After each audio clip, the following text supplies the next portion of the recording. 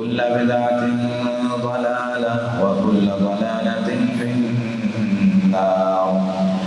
يا أيها الذين آمنوا اتقوا الله حق تقاته ولا تموتن إلا وأنتم مسلمون. يا أيها الناس اتقوا ربكم الذي خلقكم من نفس واحدة وخلق منها زوجها وبث منهما رجالا كثيرا ونساء واتقوا الله الذي تساءلون به والأرحام إن الله كان عليكم رقيبا. يا أيها الذين آمنوا اتقوا الله وقولوا قولا سديدا يصلح لكم أعمالكم ويغفر لكم ذنوبكم ومن يطع الله ورسوله فقد فاز فوزا عظيما. تمام قسم کی حمد و ثنا کی کبریائی بڑائی پاکیزگی اللہ وحدہ لا شریک کے لیے، اور تمام قسم کے درود و سلام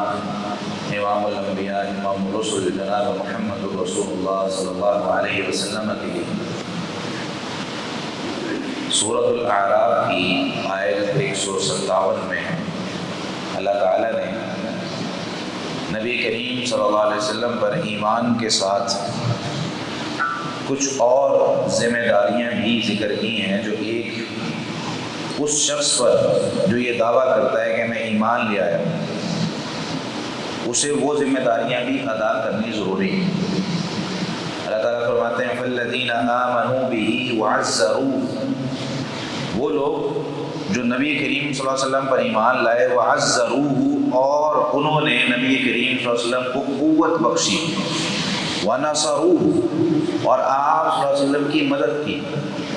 آپ صلی اللہ علیہ وسلم جب دعوت کے لیے نکلے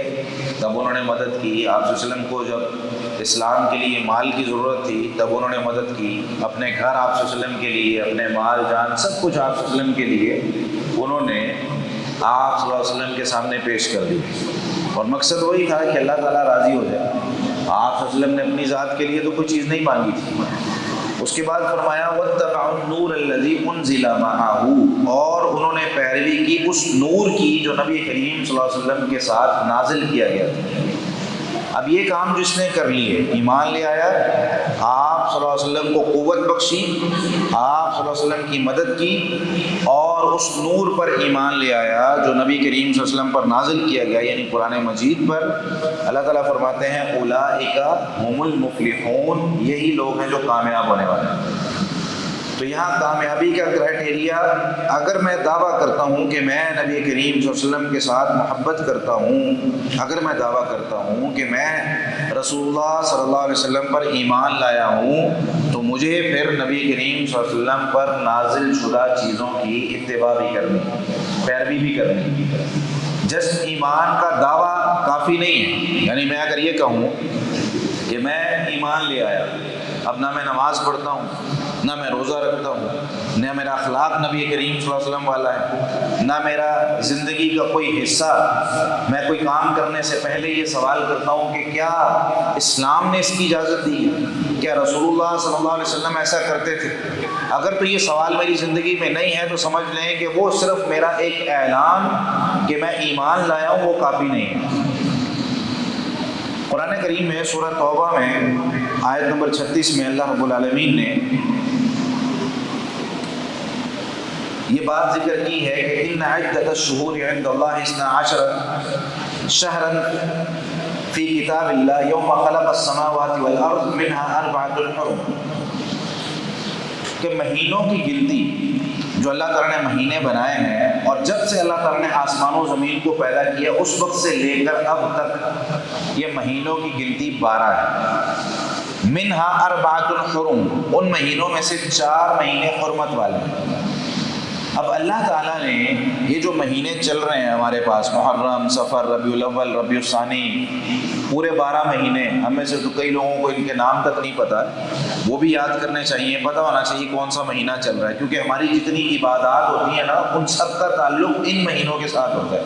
जनवरी फरवरी के साथ नहीं होता। वो ठीक है, हमारी दुनिया में उसकी भी ज़रूरत है कि हमारी जो है ना वो पेपर उसके लिहाज से हो रहे होते हैं, सैलरीज उसके लिहाज से हो रही हैं, बाकी सारे मामला दुनियावी चल रहे हैं, लेकिन दीनी जितने मामले हैं, मिसाल के तौर पर एक औरत है जिसको इद्दत गुजारनी है, तो वो कौन से 4 महीने 10 दिन गुजारेगी? वो ये चाँद वाले महीने होते हैं, इसके दिन कम होते हैं, उनके दिन कई दफ़ा ज़्यादा होते हैं। वो 31 तारीख का भी महीना हो जाता है, ये 29 या 30 का होता है, ये ज़्यादा नहीं होता। इसी तरीके से रमज़ान मुबारक के रोज़े जो हम रखते हैं, ईद मनाते हैं या हज करते हैं, वो सारे इन्हीं महीनों के हिसाब से हो जाते हैं। तो इस्लामी जितनी इबादत हैं वो इन महीनों के हिसाब से। तो अल्लाह ताला ने फरमाया कि ये 12 महीने मैंने पैदा किए हैं, मिनहा अर्बातुल हुरुम, उनमें से 4 हुर्मत वाले हैं। कौन कौन से? ये 3 तो लगातार हैं, ज़ुल्क़ादा, ज़ुल्हज्जा और मुहर्रम, ये 3 महीने लगातार ये हुर्मत वाले हैं। अच्छा, इसके पीछे भी कई एक मकासद हैं कि 3 महीने इकट्ठे हुर्मत वाले क्यों हैं। होता कुछ यूँ था कि जाहिलियत में मुशरिकीन क्या करते थे कि जब वो किसी महीने को हुर्मत वाला मान लेते थे ना, वो कहते थे यार ये महीना हुर्मत वाला है, तो वो उसकी फिर ताज़ीम करते थे, और इतनी ताज़ीम करते थे कि वो किसी को कुछ नहीं कहते थे, हत्ता कि बाप का कातिल भी अगर सामने आ जाता ना, वो उसको भी नहीं मारते थे, क्योंकि हुर्मत वाला महीना चल रहा है। हमें तो पता ही नहीं चलता कि कौन सा महीना चल रहा है और इसमें करना क्या है, इसके आदाब और एहतराम क्या है। तो मुशरिकीन क्या करते थे जाहिलियत में, इस्लाम ने तो बहुत ज़्यादा अहमियत इसकी बढ़ा दी, तो वो जाहिलियत में भी बाप के कातिल तक को नहीं मारते थे। तो अल्लाह ताला ने ये 3 महीने लगातार रखे, और हज का जो एक सीज़न था वो इन महीनों के दरमियान में रख दिया, ज़ुल्क़ादा, ज़ुल्हज्जा और मुहर्रम के बिल्कुल दरमियान में रख दिया कि अगर किसी ने अपने घर से आना है और किसी ने हज करके वापस जाना है, तो रास्ते में कोई शख्स उस बंदे को तकलीफ़ ना पहुंचा सके जो बंदा हज करने जा रहा है। तो उसके माल की हिफाजत, उसकी जान की हिफाजत, क्योंकि कबायली दौर का एक अलग निज़ाम होता है, उसमें जो कबीला स्ट्रॉन्ग है वही हुकूमत करता है, वो किसी को भी पकड़ ले, किसी का भी माल छीन ले, किसी पर भी जुल्म और ज़्यादती कर ले, कोई दूसरा उस पर आवाज़ नहीं उठा सकता। हाँ, अगर लड़ सकता है तो सामने आ जाए, नहीं लड़ सकता तो भाई जहाँ पे बैठा वहाँ पे बैठा रहे। तो ये दौर चलता था। तो अल्लाह ताला ने इस्लाम जब आया तो उन महीनों की हुर्मत को बाकी रखा और फरमाया कि 4 महीने हुर्मत वाले हैं, ये बाकी रहेंगे, उनमें से एक रजब है जो दरमियान में आता है। तो आप सल्लल्लाहु अलैहि वसल्लम ने यहाँ पर इसकी वजाहत करते हुए हदीस में ये बात इरशाद फरमाई, सही बुखारी में 3197 नंबर हदीस है। सैयदना अबू बकर रज़ी अल्लाह तआला फरमाते हैं कि आप सल्लल्लाहु अलैहि वसल्लम जब खुतबा दे रहे थे तो आप सल्लल्लाहु अलैहि वसल्लम ने वहाँ पर ये बात इरशाद फरमाई कि अज़्ज़मानु क़द इस्तदारा कहैअती, ज़माना पहले चेंज होता रहा, लोगों ने अपने हिसाब से हुर्मत वाले महीने बनाए रखे थे, किसी महीने को वो हुर्मत वाला समझ लेते थे, किसी को नहीं समझते थे। आज मैं ऐलान कर रहा हूँ, आप सल्लल्लाहु अलैहि वसल्लम ने सहाबा से सवाल भी किया, आज दिन कौन सा भाई, आज महीना कौन सा चल रहा है, कौन से शहर में बैठे हुए हो तुम, इन सब का पता है? सहाबा किराम ने जवाब दिया। फिर पूछा या रसूलल्लाह कि इसमें कोई तब्दीली है? तो नबी करीम सल्लल्लाहु अलैहि वसल्लम ने फिर उनको ये बात इरशाद फरमाई कि आज ज़माना अपनी उस असल हालत पे वापस आ चुका है। आज जो तारीख़ है, आज के बाद तारीख़ें इसी हिसाब से चलेंगी। फिर आप सल्लल्लाहु अलैहि वसल्लम ने उसमें ये बताया कि भाई 4 महीने हुर्मत वाले होंगे, 12 महीने हैं, और वो सारी चीज़ें आप सल्लल्लाहु अलैहि वसल्लम ने इरशाद फरमाई और फरमाया कि 3 महीने लगातार, ज़ुल्क़ादा, ज़ुल्हज्जा और मुहर्रम और रजब का महीना, ये 4 महीने हुर्मत वाले। अब इन महीनों में करना क्या होता है, ये बात बताना इसलिए ज़रूरी है इस वक्त में कि इसके साथ हमारी 2 चीज़ें मुताल्लिक़ हैं। एक हमारा अक़ीदा जो बहुत ज़्यादा ज़रूरी है, महीनों के अंदर क्या करना चाहिए इसके बारे में हमारा अक़ीदा बहुत मैटर करता है, क्योंकि इस वक्त जो सूरत हाल हमारे माशरे में चल रही है इन महीनों को लेकर, और ख़ास तौर पर मुहर्रम के महीने को लेकर, हमारे माशरे में हमारे नौजवान को नहीं पता कि इसके अंदर असल में क्या फजीलत है इसकी, और हमारे माशरे ने इसकी क्या बना दी हुई। हमारे माशरे में समझा जाता है कि मुहर्रम का महीना एक शोक का महीना है। हमारे माशरे में समझा जाता है कि मुहर्रम का महीना शुरू होते ही अपने घर के अंदर कोई भी खुशी नहीं मनानी, कोई रिश्ता तय नहीं करना, कोई नए कपड़े नहीं बनाने, कोई इस तरह के मामला नहीं करने, क्योंकि ये शोक का महीना है। अब ये जो अकायद हैं ये किसने बताए? 3 فضیلتیں ہیں جو قرآن و حدیث سے ثابت ہوتی ہیں اس مہینے کے حوالے سے۔ نمبر 1 سورہ توبہ کی آیت نمبر 36 میں جو اللہ تعالیٰ نے اس کو حرمت والا مہینہ قرار دیا۔ نمبر 2 حدیث میں آتا ہے نبی کریم صلی اللہ علیہ وسلم نے ارشاد فرمایا کہ افضل الصیام بعد رمضان شہر اللہ المحرم، سب سے افضل روزے رمضان کے بعد شہر اللہ، اللہ کے مہینے، المحرم، محرم کے۔ دوسری فضیلت ہو گئی کہ اس کو اللہ تعالیٰ نے اپنا مہینہ قرار دیا ہے۔ جس بھی چیز کی نسبت اللہ تعالیٰ کی طرف ہو جاتی ہے، جیسے بیت اللہ، ناقۃ اللہ، اللہ کی اونٹنی، اللہ کا گھر، جس چیز کی بھی نسبت اللہ کی طرف ہو جاتی ہے اس کی ایک تعظیم اور عظمت پیدا ہو جاتی ہے اس میں کہ یہ اللہ کی ہے، اس کی نسبت خصوصی طور پر اللہ تعالیٰ کی طرف کی گئی ہے۔ تو جب اس مہینے کی نسبت اللہ تعالیٰ کی طرف کر دی گئی ہے، ایک خاص مہینہ بن گیا، ایک عظمت والا مہینہ بن گیا۔ اور اس حدیث میں جو صحیح مسلم کی 1163 نمبر حدیث میں نے آپ کو سنائی ہے، اس میں ایک دوسری چیز کیا نبی کریم صلی اللہ علیہ وسلم نے ذکر کی کہ افضل الصیام، افضل روزے رمضان کے بعد وہ اللہ کے مہینے محرم کے۔ تو یہ 3 فضیلتیں ہمیں پتہ چلتی ہیں اس مہینے کی۔ چوتھی اگر اس میں شامل کر لی جائے علیحدہ طور پر روزے کے، ان روزوں کے علاوہ علیحدہ طور پر، وہ عاشوراء کا روزہ ہوتا ہے۔ نبی کریم صلی اللہ علیہ وسلم نے شروع میں جب آپ صلی اللہ علیہ وسلم مدینہ آئے، مکہ میں یہودی نہیں تھے، مدینہ میں جب آپ صلی اللہ علیہ وسلم آئے تو یہودی موجود تھے۔ اب آپ صلی اللہ علیہ وسلم نے جب دیکھا کہ یہودی ایک دن کا روزہ رکھتے ہیں بڑے اہتمام سے، اور وہ ہے 10 محرم، جس کو عاشوراء کا دن کہا جاتا ہے۔ 10 محرم کے دن یہودی روزہ رکھتے ہیں، اور اس روزے میں، یہ صحیح مسلم میں 1130 نمبر روایت ہے، اس روزے میں نبی کریم صلی اللہ علیہ وسلم نے سوال کیا صحابہ کرام سے، ذرا پتہ کرو کہ یہودی یہ جو 10 محرم کا روزہ رکھتے ہیں کیوں رکھتے ہیں؟ یہودیوں سے سوال ہوا تو یہودیوں نے کہا کہ یہ وہ دن ہے جس میں اللہ تعالیٰ نے ہمارے نبی موسیٰ علیہ السلام کو اور ہمارے آباء و اجداد کو فرعون سے نجات دی تھی، تو ہم اللہ تعالیٰ کا شکرانے کے طور پر اس دن میں روزہ رکھتے ہیں۔ تو نبی کریم صلی اللہ علیہ وسلم نے جب یہ سنا تو فرمانے لگے فَنَحْنُ أَحَقُّ وَأَوْلَىٰ بِمُوسَىٰ مِنْكُمْ، ہم زیادہ حق رکھتے ہیں اور تم سے زیادہ قریب ہے موسیٰ علیہ السلام کے، کیونکہ وہ میرے بھائی ہیں۔ موسیٰ علیہ السلام، کیونکہ نبی صلی اللہ علیہ وسلم نے فرمایا تمام انبیاء آپس میں بھائی ہیں، جس طرح مسلمان آپس میں بھائی ہوتے ہیں، تو وہ ہمارے بھائی ہیں، تو ہم زیادہ حق رکھتے ہیں مسلمان کہ ہم شکرانے کا روزہ رکھیں۔ تو نبی کریم صلی اللہ علیہ وسلم نے فصامہ رسول اللہ صلی اللہ علیہ وسلم وامر بصیامہ، آپ صلی اللہ علیہ وسلم نے خود بھی 10 محرم کا روزہ رکھا اور صحابہ کو بھی حکم دیا کہ روزہ رکھو۔ یہ شروع میں حکم تھا کیونکہ رمضان کے روزے بھی فرض نہیں ہوئے تھے، پھر بعد میں جب رمضان کے روزے فرض ہوئے تو یہ جو نفلی روزے اب سارے 10 محرم کے ہیں یا اس کے علاوہ جو ہے نا عرفہ کا روزہ، یہ سارے پھر نفلی کر دیے گئے، کہا کہ اب جو چاہے رکھ لے، جو چاہے نہ رکھے۔ تو 10 محرم کا روزہ نبی کریم صلی اللہ علیہ وسلم نے کیوں رکھا؟ کیونکہ اللہ تعالیٰ نے موسیٰ علیہ السلام کو فرعون سے نجات دی تھی۔ اب ہمارے ہاں اس میں ایک اور چیز اس حدیث سے جو مسئلہ سمجھ آتا ہے وہ یہ کہ بھائی اگر کوئی اللہ تعالیٰ کی طرف سے نعمت ملتی ہے تو اس کا شکر ادا کیا جاتا ہے عبادت کر کے، نہ کہ ہمارے ہاں جس طرح جشن منایا جاتا ہے کہ منگوا لو 2-4 بوتلیں اور سیلیبریٹ کر لو اس کو اس طریقے سے۔ تو میرے بھائی یہ ایک مسلمان کا طریقہ نہیں ہوتا۔ مسلمان کا طریقہ اس کی خوشی میں، اس کو نعمت ملنے میں، آپ صلی اللہ علیہ وسلم سے پوچھا گیا یا رسول اللہ آپ اس دن روزہ کیوں رکھتے ہیں؟ سوموار کا دن پوچھا، یا رسول اللہ آپ اس دن روزہ کیوں رکھتے ہیں؟ کہا اس دن میں پیدا ہوں۔ کہا یا رسول اللہ آپ سوموار کو روزہ کیوں رکھتے ہیں؟ کہا اس دن مجھ پر قرآن نازل ہوا ہے۔ یعنی جب بھی آپ صلی اللہ علیہ وسلم سے پوچھا گیا رسول اللہ آپ روزہ کیوں رکھتے ہیں تو کوئی نہ کوئی نعمت ذکر کر دی۔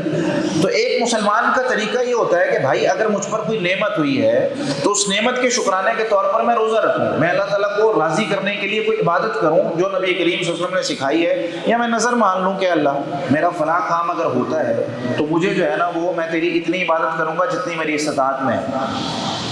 تو خلاصہ اس کا یہ ہے کہ نبی کریم صلی اللہ علیہ وسلم نے روزہ رکھا، صحابہ کرام کو حکم دیا روزہ رکھنے کا۔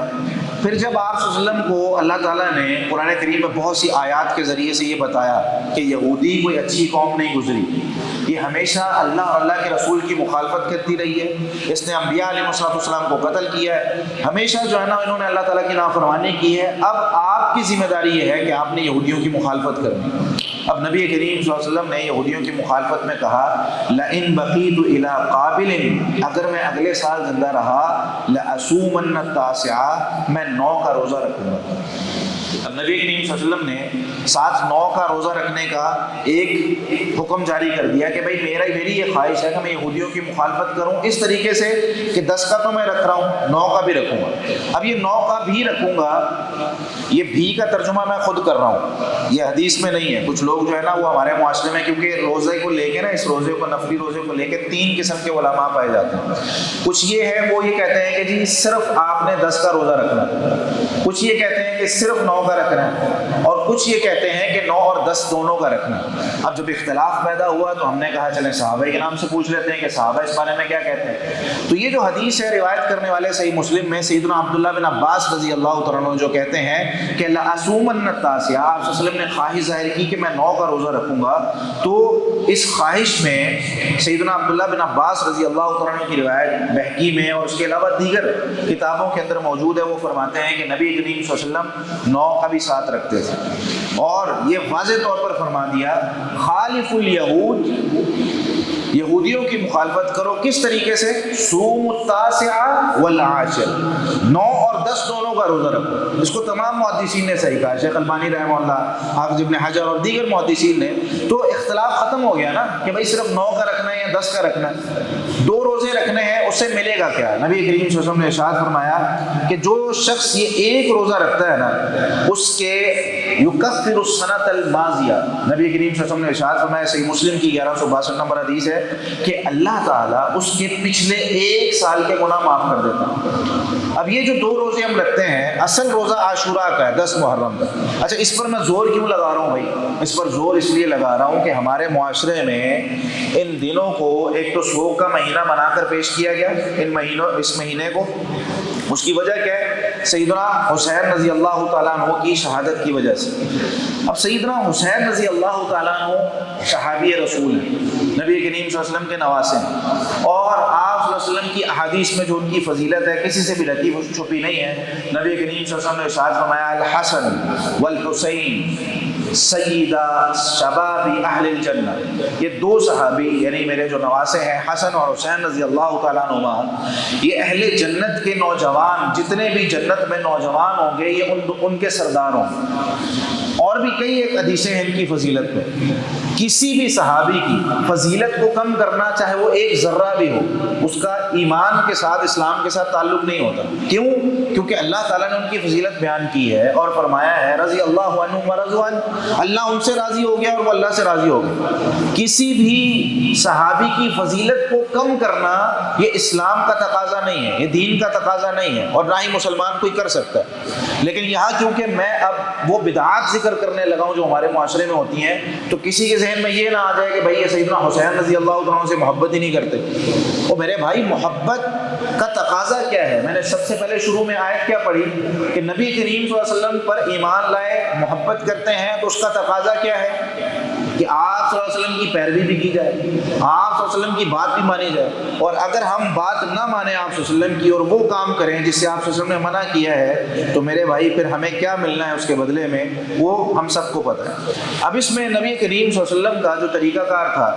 اگر کسی شخص کی کوئی خبر آپ صلی اللہ علیہ وسلم کے پاس آئے، کوئی فوت ہو جائے، کوئی شخص اگر شہید کر دیا جائے، جس طرح امیر حمزہ رضی اللہ تعالیٰ عنہ کو شہید کیا گیا، آپ کو پتہ ان کے جسم کے ٹکڑے ٹکڑے کر دیے گئے تھے، تاریخ کی کتابوں میں بہت کچھ لکھا ہوا ہے۔ وہ کلیجہ چبانے والی جو روایات بیان کی جاتی ہیں وہ سیدنا امیر حمزہ رضی اللہ تعالیٰ عنہ کے بارے میں،